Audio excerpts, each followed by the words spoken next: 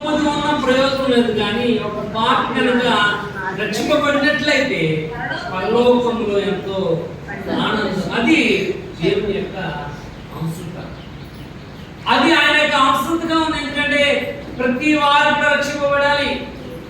ప్రతి ఒక్క భూమిలో ప్రతి మనిషి కూడా యేసు ప్రభుని సొంత రక్షకుడిగా అంగీకరించాలి. రాయబడుతుంది, ప్రతి వారి యొక్క నాలుక దేవుడు యేసు ప్రభు తండ్రి కుమారుని అంగీకరించాలి అంటారు.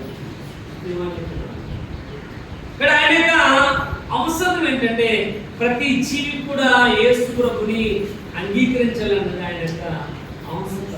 కాబట్టి ఈ చేప ఆయన యొక్క అవసరం గుర్తించింది. నువ్వు దేవుని యొక్క అవసరం గుర్తించే విధంగా ఉన్నావు లేదా ఆలోచన. ఒక తిమింగలము దేవుని యొక్క ప్రణాళిక నెరవేర్చింది. ఒక చేప యేసు ప్రభు యొక్క అవసరతను సూచించింది. మూడవది చూద్దాం.